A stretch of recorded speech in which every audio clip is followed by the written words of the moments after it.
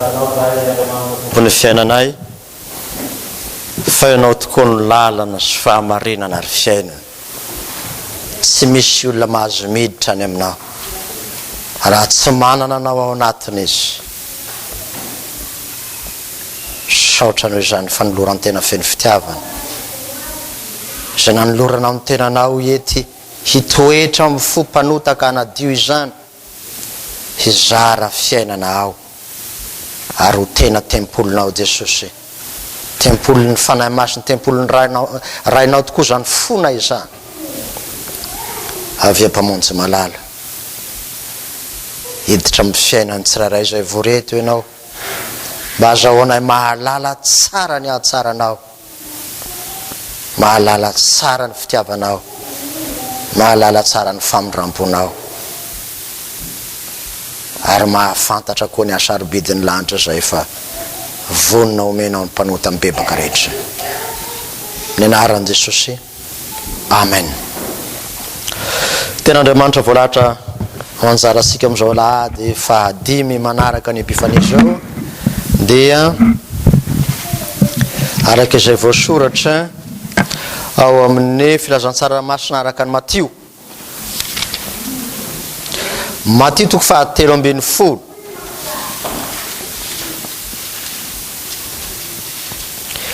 Ny andininy faha raiky amby telopolo ka hatramin'ny andininy faha dimy amby telopolo. Matio toko fahatelo ambin'ny folo, andininy faha raiky amby telopolo ka hatramin'ny andininy faha dimy amby telopolo. Dia toy izao mivaky ny teny amin'ny anaran'i Jesosy Tompo. Ary nanao fanoharana hafa koa Jesosy ka nanao hoe ny fanjakan'ny lanitra dia tahaka ny voatsinapy izay nalain'olona ka nafafiny tany antsahany. Fa kely noho ny voarehetra izy kanefa maniry dia lehibe noho ny anana ka tonga azo dia avy ny voromanidina ka mitoetra ao amin'ny rantsany. Ary nanao fanoharana hafa koa izy hoe ny fanjakan'ny lanitra dia tahaka ny masirasira izay nalain'ny vehivavy anankiray ka nataony tao amin'ny koba intely ny famarana mandra-pahazoan'ny masirasira aza rehetra. Fanoharana nolazain'i Jesosy zany zavatra rehetra zany tamin'ny vahoaka ary tsy nisy nolazainy tamin'ny afa-tsy tamin'ny fanoharana mba hatanteraka izay nampilazaina ny mpaminany hoe ilobava ilaza fanoharana aho hanambara zavatra izay nafenina hatrizay nanorenana izao tontolo izao. Ray masino manamasinana amin'ny fahamarinana ny tena amin'ny fahamarinana. Amen.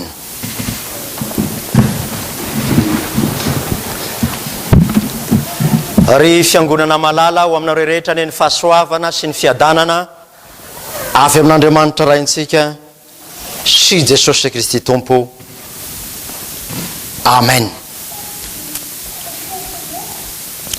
Fanjakan'ny lanitra io no ampianarin'i Jesosy amin'ity androany ety. Fanjakan'ny lanitra.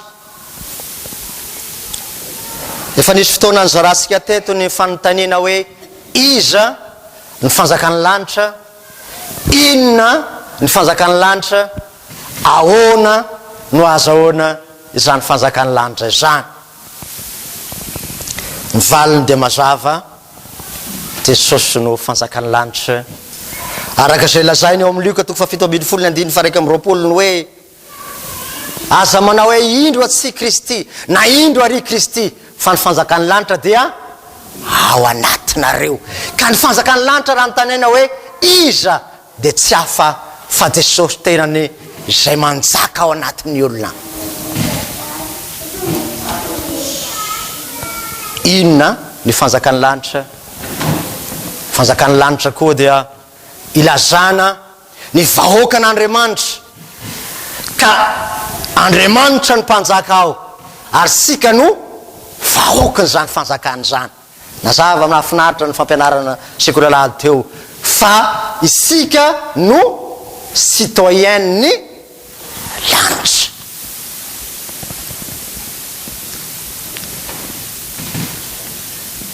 Raha eto an-tany zany fanjakana zany dia antsoina hoe fanjakam-pahasoavana. Fa raha ny an-danitra kosa izy dia antsoina hoe fanjakam-boninahitra. Zany hoe ao an-danitra ny fahafenoan'ilay fanjakany lanitra ary Kristy tompo no mpanjaka ao, tompony tompo mpanjaka ny mpanjaka. Ny fanontaniana mipetraka dia ny hoe ahoana no azahoana izany fanjakany lanitra izany? Ahoana no idirana amin'izany fanjakany lanitra izany? Valiny dia ny tenin'i Jesosy ihany ao Marka 4:20 hoe zay mino sy atao batisa no vonjena, fa zay tsy mety mino kosa no elohany. Reo raha ny famaritana ny atao hoe fanjakany lanitra amin'ny fomba fijery ankapobeny. Fa zay lazaina amin'ny texte asika eto kosa dia zavatra manokana no atao hoe filazantsara, ka atao hoe voa, atao hoe masirasira. Reo zavatra anankiroa reo no fomba nentin'i Jesosy anohatra ilazana ity fanjakany lanitra ity. Resansika voalohany hoe voa.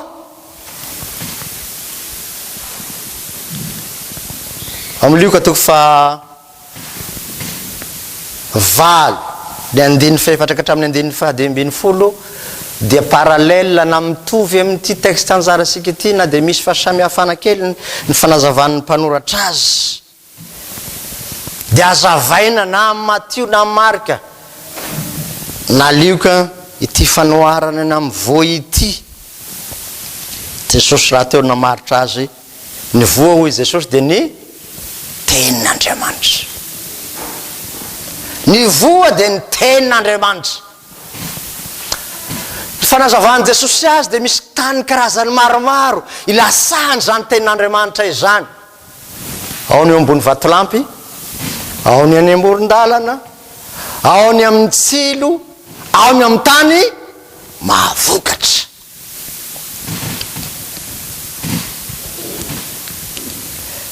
Ny amin'ny lalana, ny amin'ny tsilo, ny ambony vatolampy dia ilazana ny fo zay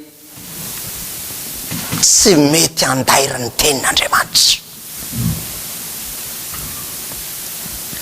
Fo tsy mety andairany tenin'Andriamanitra. Fa misy fiteny malagasy tsy hoe mahafinaritra fa mahazatra antsika hoe toy ny rano atondraka amin'ny volon'ny gisa fa mivomiditra amin'ny akavia dia mivoaka amin'ny akavana na soamantsara.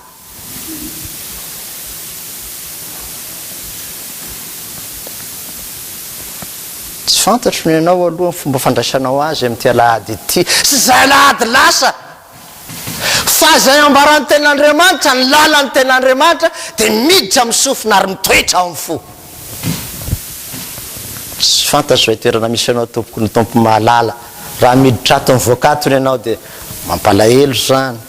Fa raha miditra ao anatin'ny sofina ka mitoetra ao anatin'ny fo dia zany no atao hoe tany tsara.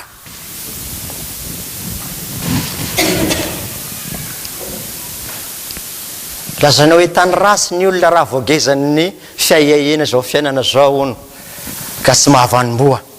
Raha tia fafinaretana ranofo ny olona ono dia tsy midimiditra sakanan'ireo eo amin'ny tenda eo le tenin'Andriamanitra, te hiditra le tenin'Andriamanitra fa bloqueny zareo ny lalana makany amin'ny fo. Dia io izy ity mpandinika anankiray izay, za kristianina fa atreto no miakatra iaho, atreo amin'ny tendako no miakatra iaho ny maha-kristianina.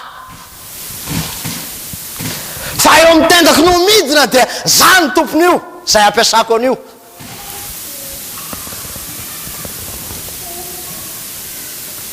Voasakany fiaiaiana, voasakany ny vola, voasakany ny arena, voasakany nofo. Raha vaky isika ny Luka 4 io, fahavalo io sy ny Matthieu 7:12 manontolo dia ho hitasika ao zany rehetrarehetra zany.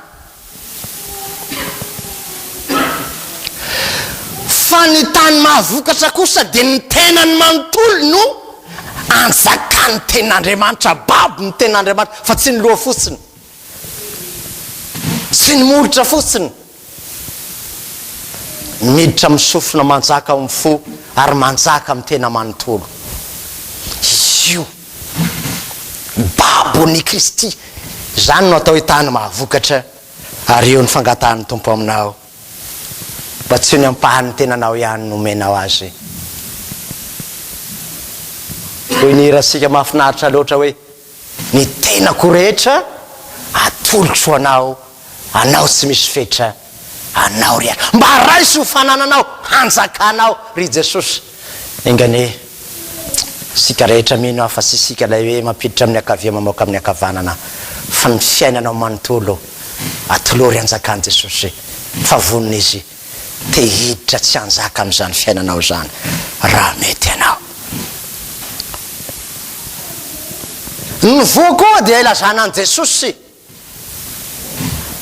satria Jesosy lay teny tonga nofo ary Jesosy tenany dia hoe raha sy lasaka amin'ny tany ny voambary ka aloha dia tsy mamokatra izy.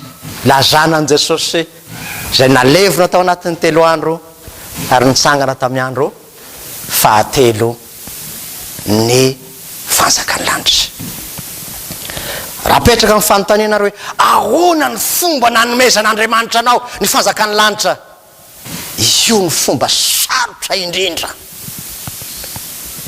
tena sarotra indrindra nanomezan'Andriamanitra anao fa ny zanan'ilay tokana tsy maintsy nalevona tahaka ny voambary ho faty kanefa rehefa avy eo dia nivoaka velona naniry namoa zatoeny izany fanjakany lanitra izany.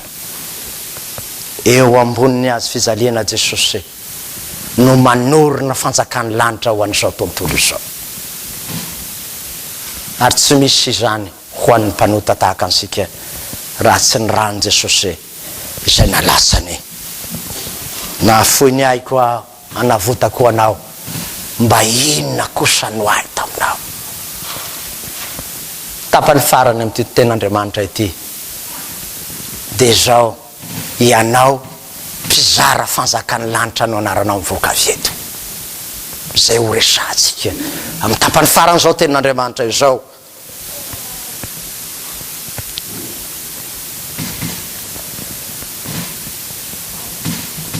Voa kely ny voatsinapy farak'izay kely kanefa dia lasa hazo lehibe.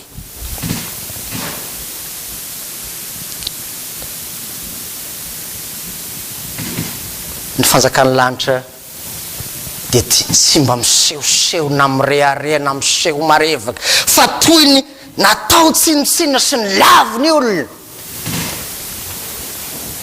Hoy ny Isaia 3:15 tsy tiany olona nyty vavaka ty Jesosy ty. Raha eto Quebec manokana moa dia zay rehetra mahakasika ny altaran'Andriamanitra, mahakasika ny mofom-pandraisana, mahakasika ny raha masina dia atao blasphème misy.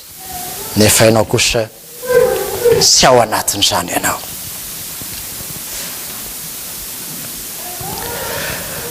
Masirasira na levure na carbonate ilazana azy daholo kely ao lasaka ao anatina lafarinina dia aveo mitombo. Ny masirasira dia tsy hafa fa ilazana ihany koa ny fanjakany lanitra zavatra kely ny fahitana izany fanjakany lanitra izany androna indrindra nefa lay fiainanao amin'ny Jesosy lay masirasira. Eto dia avahana misy masirasira anankiroa amin'ny Baiboly. Misy lay masirasira ny fariseo sy ny sadoseo fahotana ny dikany, fa misy lay masirasira fiainana no ambara dia lay filazantsara velona lay fanjakany lanitra zay kely no fisehony eto amin'izao tontolo zao kanefa mitombo izany. Mpandinika dia mahita hoe heriny miditra ao anatin'ny lafarinina. Io ny tena matanjaka indrindra amin'ilay hoe masirasira sy zavatra ivelany ny fiasan'ny filazantsara fa tena miditra ao anaty izy zay vao manan-kery. Tena point sarobidy anankiray io. Raha mandalo io zany miditra avy amin'ny akavia mivoaka amin'ny akavana dia tsy mandaitra, fa tena miditra ao anatin'ilay lafarinina lay masirasira na lay levure zay vao mitombo. Andramoka ianareo mpanao mofo hoe angony amin'ny partie kely fosiny amin'ny lafarinina ivelany ety le levure fa tsisy ninonina tsy mitombo fa tsy maintsy kapohina tsara ifangaro tena ho tasiditra ao anatin'ilay lafarinina tsara. Ny tena ambara raha tsy miditra tanteraka ao anatin'ny fo lay tenin'Andriamanitra. Raha tsy tena ilay fiainana amin'ny Jesosy miditra ao anatin'ny fo fa ivelambelany hoe amin'ny maha kristianina ihany. Raha tsy Jesosy tanteraka no manjaka ao anaty tsy mety mitombo izany fanjakany lanitra ao anatinao izany. Fahafafy dia aveo malazo dia maty. Amin'ny hivera tahaka an'izao dia mba andramo mamafy ery amin'ny arabe ry hoe misy voafafina hoe fa ataony nezo masaka tsara io mangatsiaka, fa rehefa ao anatiny trano mafana mirehitra. Ny teny mpandinika ny soratra masina amin'ity masirasira ity dia ny hoe Jesosy miditra amin'ny fiainanao, manafanany ao anatiny, mamelona ny fanahy miditra ao anatin'ny fo. Ny ten'Andriamanitra miditra ao anatin'ny fiainana, manjaka amin'ny fiainana, zay vao atao hoe mitombo ilay fanjakany lanitra. Gazoanina ary tena fihinana tena sakafo ty fanjakany lanitra ity. Raha io tapany faharoa io Jesosy tena niteny azy ane zay mihinana ny nofoko sy misotro ny rako no manana hanina mihitsy ilay Jesosy. Natafitohina ny jiosy ny hoe resaka kanibalisme ity, kanefa tsy azo nytiany Jesosy ho lazaina nanova ilay lafarinina ho tonga zavatra tsara, mahasoa, mahavelona, mamy tsirony ilay fanjakany lanitra. Dia toy izany koa ny olona raha nidiran'ilay fanjakan'Andriamanitra mahafinaritra ny miaraka aminy, mamy misy miaraka aminy, tsy mankidy fa tena tahaka ny tsirony gâteau. Ary zay no anaovana ny gâteau amin'ny mariage rehefa mifandray tsara ny olona anankiroa dia ny gâteau no atao symbole an'izany. Mamy ny fitiavan'Andriamanitra ka dia miray aina amin'ny Jesosy isika. Na fenina sy kely io no itovian'ilay voa sy lay masirasira, samy kely avokoa fa tsisy beny natao teo. Ny kely dia ilazany mpandinika fa Jesosy dia tsy mba nisehoseho zany fa tary amin'ny tranon'omby izy no mba hita. Zany ny fiandohan'ny fanjakany lanitra. Zanaka mpandrafitra izy fa tsy mba nirehareha, maty teo amin'ny hazo fijaliana izy, ka ny hoe ny fanjakan'Andriamanitra dia kely. Dia anambarana indrindra ny fanetrentenany Jesosy ary ny fanomboany tsy mba nanomboka amina zavatra marobe ka nisy miaramila marobe na anjely marobe ny escorte anazy hanangana izany fanjakany lanitra izany. Fa zao manomboka amin'ny fahaterany ao an-tranon'omby eo indrindra ny toa ahitana azy hoe toa kely kanefa nahavoavonjy izao tontolo izao. Nafenina nahoanany nafenina ity fanjakany lanitra ity. Teo amin'ny Jesosy moa dia tena tsy hitany misy, toa jamba ny masony satria tsy nahitany Jesosy izy. Tonga tany amin'ny azy izy hoy ny soratra masina fa ny azy tsy nandray azy satria takona taminy ny mahamesia mpamonjy an'ilay Jesosy Kristy.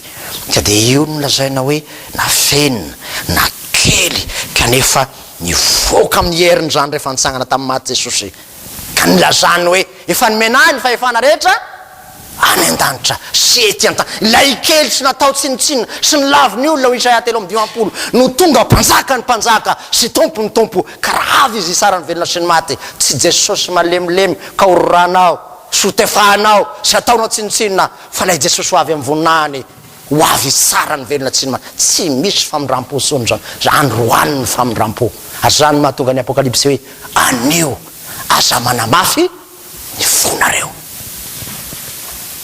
anio aza manamafy ny fonareo miova amin'ny fanavaozana ny saina hoy Paoly apôstôly. Rehefa nahavoaray ny fanjakany lanitra ary ianao, velona ao anatinao zany fanjakany lanitra zany, manjaka ao anatinao lay Kristy mpanjaka ny mpanjaka sy tompony fiainana, de zao mpizara fanjakany lanitra no anaranao. Ary io no anaram-baovao entsika mianakavy manomboka androany, mpizara fanjakany lanitra. Nivakisika tamin'ny Jeremia teo dia izay matahotra an' Jehovah dia toy ny hazo ambolena amoron'ny rano ka ny raviny sy mba malazo ary mamoa amin'ny fotoany ialokalofany voromanetina. Rehefa nandray ilay fanjakany lanitra ny olona dia tena migoka le rano velona. Fanontaniana izay nataon'ity mpandinika anankiray dia ny hoe sy niresahany filazantsara hoe inona loatra ny sakafonyity voa ity ka raha tonga azy hitony be tahaka an'ity. Ny sakafony mahavelona ny olona ao fanjakany lanitra ka mampitombo azy ho toy ny hazo lehibe amoron'ny rano ka tsy halazo ny raviny dia ny fihinanany n'ilay tenin'Andriamanitra. Io ny sakafony. Ilay rano Jesosy sy ny tenany, io no iainany. Ny fitondrantena masina zany no fiainany ka dia miroborobo izy, miroborobo izy. Nenao inona ny sakafo ivelomanao? Jesosy dia manazava mazava hoe tsy ny mofo ihany ny velomany olona fa ny teny rehetra zay aloka ny vavan'Andriamanitra. Zany no tsoiny lay voatsinapy, io no hoaniny ka na dia tao kely azy izy amin'ny fiainana dia zao manana sakafo mahavelona mandrakizay izy. Torotenitsika tamin'ny lasa dia ny hoe zay misotro ity rano ity Jesosy dia mbola angetaheta ihany, fa zay misotro ny rako omeko azy tsy angetaheta mandrakizay. Andray ny fanasany tomposika riavana tiako mandrakarivany mampitodika anao, fa io ny sakafo mahavelona ny citoyen lanitra. Ka na fo maratra, na fo reraka, na fo mpanota manatona eo velona, mahery voadi tonga olona vaovao. Ary ny mahafinaritra amin'i Jesosy dia tsy te hisaranao hoe ianao miditra amin'ny akavedy amin'ny voakakavana no zany tena mahasosotra anana. Tsy manao an'izany lay Jesosy. Avia mankanesa ty ianareo rehetra mahatrafantatra sy maveta, za manana lanitra omena anareo. Lazaiko anao fa nitokantrano misy Jesosy dia ny ety an-tany dia efa migoka zany fiainan-danitra zany. Fa raha sisy Jesosy ny tokantranonao dia lazaiko anao fa dia ny ety an-tany dia efa miaina sady ny elo sanatrian'izany. Sy ray mandray ny pastora mahafinaritra anao mba sy soratra ihany ozy amin'ny tokantranonareo Jesosy ny lohan'ity tokantrano ty dia araho zany fa zatao soratra fotsiny. Ataovy manjaka ao amin'ny tokantranonao dien'izao lay Jesosy fanjakany lanitra. Ka na misy olana na misy problème mety misy hevitra sy mitovy ao amin'ny tokantrano, fomba ny tokantrano ihany olombelona misika, fa tsy dia hoe dia tena 100% dia tena sisy pentina misy ny anay ao. Fa lay Jesosy manjaka ao anatin'ny tokantrano dia fianjakany lanitra miorina ao anatin'ny tokantrano zany. Ka zay rehetra miditra amin'ny tokantranony eo dia toy ny miditra amin'ny hazo lehibe anankiray amoron'ny rano ialokalofany vorona manidina, zay manana ady rehetrarehetra hiazakazaka manatana ny tokantranonao satria raha miaona aminao izy mahazo hery mahita Jesosy izy. Indraindray nefa ny mampalahelo raha tonga ao anatin'ny tokantranony olona anankiray ianao dia tao amin'ny bisibisika andrakoto, bisibisika andrabe, bisibisika ny ady maro samihafa, tsy mahazo aina anao ao anatiny ao. Fa ny tokantrano toy ny hazo amoron'ny rano velona, zay rehetra mandalo ao na dia lanaky ny ady avy any aza dia misotro n'ilay rano velona mivoaka avy ao. ry havana malala amin'ny tompo. Mahafinaritra ny famaritana ny olona amin'ny tany tsara. Raha nyliko atoko fahavaliny andiny fadimy folo dia ny hoe mandreny ny teny amin'ny fo sady marina no tsara ary mitandrina ka mamoa amin'ny faharetana. Tray no maritany liko toko fahavaliny andiny fafito folo ny olona tena mandray an Jesosy mandreny ny tenin'Andriamanitra amin'ny fo fa sy mizanona eo amin'ny tendano miakatra ihany sady marina ny tsara ary mihazona izany mitana moa ny voambolanao mitana azy tsara. Ary io angamba raha sy diso a mbola mafisy ny soratra masina hoe tany mafy zay anananao mba sy saka ny sady-boninahitra amin'ny faharetana nefa ny azonana azy. Ako mahatoky ako kaharitra hatramin'ny fahafatesana dia omen'ny tompo anao ny sady-boninahitra fiainana zay tehirizinao anao mandehana ary hizara ny fanjakany lanitra. Na iza na iza miaona aminao dia nao no mpizara fanjakany lanitra, ka niza niza miaona aminao dia tena ho tony izy satria mahazo an Jesosy ilay fanjakany lanitra mitoetra ao anaty. Ka raha avy ny fotoana rahatry izay hitsenana ny hidiranao amin'ilay tena fanjakany lanitra fahafenoany dia ho avy ny Jesosy hitsenanao amin'ny fo misikisiky sy faly eo amin'ny vavahadiny lanitra. Avia lay tahindraiko avia midira amin'ny fifalian'ny tomponao.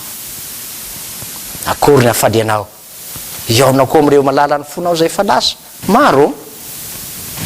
Nay mamanay moa efa lasa Jesosy eo te hitanao a voalohany indrindra kanefa mba te ahita koa. Azany mahatonga ny apokalipsy manontany Jaona hoe iza ireo mitafy akanjo fotsy lava ireo? Dia hoe ny tompo ireo no avy tamin'ny fahoriana lehibe ny akanjo ny sasany sy nofisiany tamin'ny rano zanak'ondry ka mendrika ny hiditra ny lanitra izy. Avia ny fanasana ny akanjonao amin'ny rano zanak'ondry dia ny latabatra masina ny batisa masina zay fananasananao. Avia sazanao ary eo no tamponevana andray renovelena ny vizanao mety ho lany. Mahafinaritra tsara ny fampialana sy ko lalahady eo tapotra ny viza. Raha tapotra ny viza koropaka misy manoratra amin'ny immigration tara koropakopaka misy vo mahazo an'ilay izy amizay misy tampon dia manana 10 ans ray ho an'ny citoyen moa dia efa milamina izy tony tsara. Fa ho an'ny mola résident permanent sy ny tahaka anay zay mola sy manana papier vo tonga ny hoe 3 mois sy lanian'le visa koropaka moa zany panika moa zany indrindra amin'ny France agny zay tena tsy misiky fa isaky ny 10 mètres ianao dia votre papier s'il vous plaît mangovotra misy ianao. Fa raha ny citoyen mahalanitra anao ary raha lany ny visa tonga Jesosy. Afinaritra ny fampianarana sy ko lalahady teo. Avia anatona latabatra masina fa eo ndray nampitomboana ny vizanao. Pasteur tolo antenana mahazo 80 ans ianao 100 taona ianao tonga ao anatin'izany Jesosy miditra moramora ny fifalian'ny lanitra ianao koa. Avia tombo eo passeportnao fa io ny rahan Jesosy io no anoratany ao anatin'ny fona hoe voavelany elokao zany ny soratra ao anatin'ny vizanao. Danadana ao anao ny lanitra ary sy 100 taona ihany ny viza omeny anao. Fa 4 taona omeny Jesosy anao éternel ny soratra ao anatin'ny vizanao. Arasa matahotra vavaka isika sotranao zahay Jesosy fa sy mba viza mety tapotra tahaka ny vizan'izao tontolo izao fa tena viza zay maharitra mandrakizay dia ny hidiranay eo amin'ny lanitra zany lany androany anie Jesosy nyvizana io tena lany andeha anatona latabatra masinao zay hosoatanao ndray hitombo zany ka tsy ho lany mandra-pahatonga anao, tsy ho lany ny solika mandra-pahatonga anao Andriamanitra velona amin'ny rano lanitra ho avy isenanao amin'ny fotoritory sy mangorakoraka ny tsenana ianao Jesosy. Tsaotra tompo, amen. Raisoa ny fitahena ho aminareo rehetra ny fahasoavan'i Jesosy Kristy tombontsika sy ny fitiavan'Andriamanitra ray ary ny firaisana sy mivonana amin'ny fanahy masina hatramizao koa mandrakizay, amen.